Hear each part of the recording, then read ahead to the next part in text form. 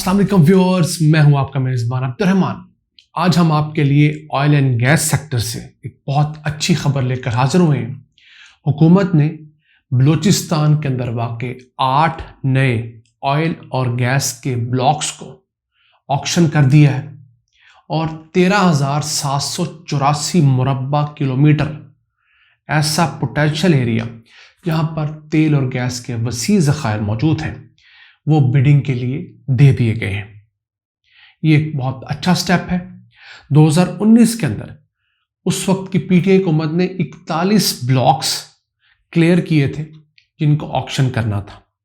उन 41 में से 34 को ऑक्शन कर दिया गया था, लेकिन उनमें से भी 8 ऐसे थे जिनके लिए प्रॉपर प्रोसीजर फॉलो नहीं हुआ था। उसके खिलाफ अदालतों में कंपनियां चली गई, स्टे ऑर्डर्स हुए और फिर अदालतों ने इनको रीटेंडर करने का कहा है। तो ये प्रोसेस 2 साल के अंदर अपने मंतकी अंजाम तक पहुंचा है, जो मेरे लिए भी एक बड़ी खुशगवार हैरत है। वैसे अगर बात करें, बलूचिस्तान का सूबा तेल और गैस से भरा पड़ा है। पाकिस्तान में जो घरों में सप्लाई होने वाली नेचुरल गैस है वो सुई के नाम से मशहूर है और सुई एक मुकाम है बलूचिस्तान में जहां से ये गैस निकलती है। अगर बलूचिस्तान के अंदर वाक़ई एक बहुत बड़े इलाके जिसको बलूचिस्तान बेसन कहा जाता है, उस बेसन का टोटल रकबा है 3 लाख मुरब्बा किलोमीटर और वहां पर एस्टिमेटेड रिजर्व तेल के जो है 8,676 मिलियन बैरल यानी 8 अरब 67 करोड़ बैरल तेल के ज़खायर का तखमीना है। इसके अलावा 78 ट्रिलियन क्यूबिक फीट गैस का भी तखमीना लगाया गया है। अगर इनमें से 30% भी ज़खायर रिकवरेबल हों तो जनाब 3 अरब बैरल तेल बनता है। और अगर हम गैस की बात करें तो कम से कम 25 ट्रिलियन क्यूबिक फीट गैस बनती है। छोटा तखमीना नहीं है। हम लोगों ने कभी अपना पोटेंशियल यूज ही नहीं किया, तो इसमें कभी हमारे जो लोग थे बिडिंग करवाने वाले वो 2 नंबरियां करते रहे, मुकामी सरदार 2 नंबरियां करते रहे, हमारे हुकाम 2 नंबरियां करते रहे।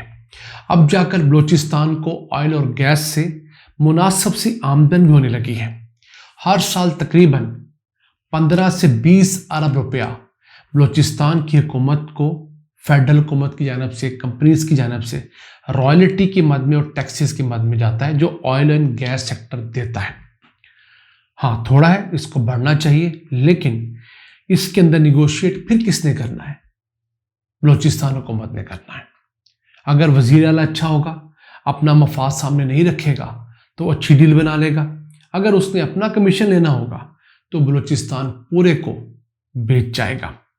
वैसे जब से 18वीं तरमीम आई है, बलूचिस्तान को 10 सालों के अंदर 140 अरब रुपया तेल और गैस की रॉयल्टीज की मद में मिला है। ये अमाउंट पहले बहुत कम हुआ करती थी। इसी तरह सुई के मुकाम पर जो सुई गैस फील्ड है उससे सालाना अब 6 अरब रुपए की रॉयल्टी भी मिला करेगी। टैक्सेस उसके अलावा होंगे, ये रॉयल्टी बलूचिस्तान हुकूमत को मिलेगी।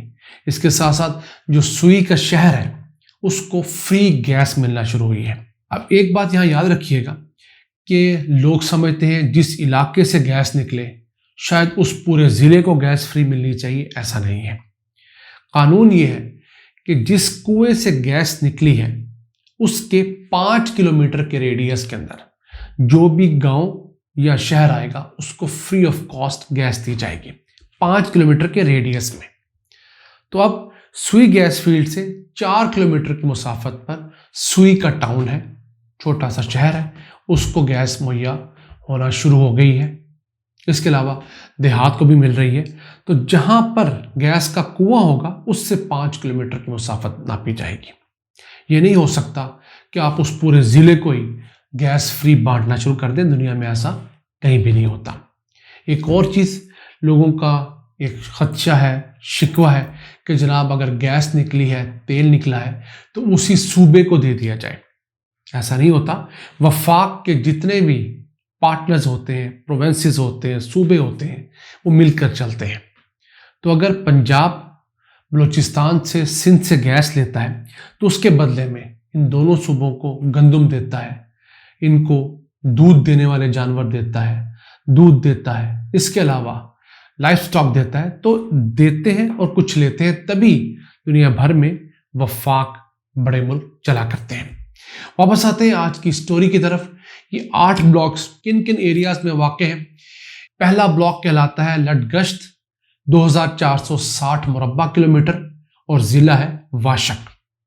दूसरा ब्लॉक कहलाता है हुरमज़ई, ये 2252 मुरब्बा किलोमीटर पे है।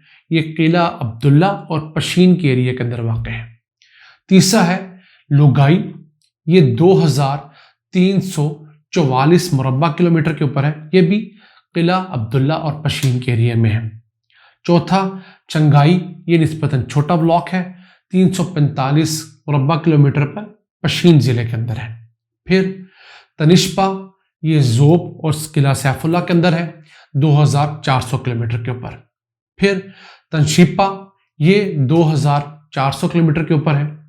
फिर शिगालू, ये 834 मुरब्बा किलोमीटर के ऊपर है। फिर एक साउथ पशीन का ब्लॉक है जो 2027 मुरब्बा किलोमीटर के ऊपर है। ये जोब और किला सैफुल्ला के अंदर है। और आखिरी है मुटानाई, जिसको मुल्तानाई भी कहते हैं कुछ लोग। ये 1120 मुरब्बा किलोमीटर के ऊपर फैला हुआ ब्लॉक जिला योब के अंदर वाक़ है। तो एक, इन इलाकों के अंदर एक्सप्लोरेशन स्टार्ट होगी। दूसरा, अब चूंकि कवानीन बेहतर हो रहे हैं तो इन कंपनियों के लिए ये लाजिम हो गया कि वहाँ गैस मिलने के बाद गैस मुहैया करें, फिर अपने मुनाफे का एक ख़ास हिस्सा उस इलाके के अंदर जो सोशल सर्विसेज हैं, स्कूल्स, कॉलेजेस, पीने का साफ पानी, इनके ऊपर भी अखराजात करें ड्यूरिंग ड्रिलिंग भी, और फिर सक्सेस होने के बाद जब तक उस ऑयल या गैस फील्ड से प्रोडक्शन हासिल होती रहेगी, वहाँ पर ये चीज़ें इंश्योर करवाना इन कंपनीज का काम है। और दुनिया भर में ऑयल एक्सप्लोरेशन हमेशा प्राइवेट या नीम सरकारी कंपनियां किया करती हैं। वो आप दुनिया के किसी मुल्क में चले जाएं, यही काम कॉरपोरेशंस का होता है, क्योंकि अब सरकारी इदारे जो हैं वो किसी काम के दुनिया भर में नहीं रहे। ब्यूरोक्रेसी ने अमेरिका से लेकर पाकिस्तान तक सरकारी इदारों को जमूत का शिकार कर दिया है।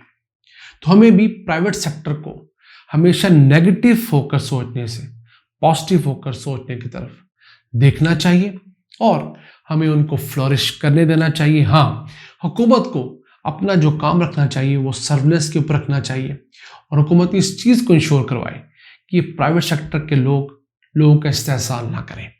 एक चीज़ तो श्योर है कि प्राइवेट सेक्टर की प्रोडक्टिविटी रिजल्ट्स बहुत अच्छे होते हैं। अब इन ब्लॉक्स में इंशाअल्लाह ताला तेल और गैस की डिस्कवरीज होंगी, तो उससे उन इलाकों में गैस मुहैया होगी, तरक्की के नए बाब रकम होंगे, और फिर सूबे की रॉयल्टी में भी इजाफा होगा।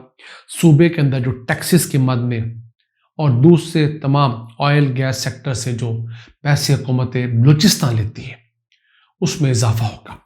अब आहिस्ता आहिस्ता बलूचिस्तान हुकूमत का मुनाफा ऑयल और गैस सेक्टर के मुनाफे में 40% तक पहुंच गया है, और टारगेट ये है अगले चंद सालों में इसे बढ़ाकर 50% करना है।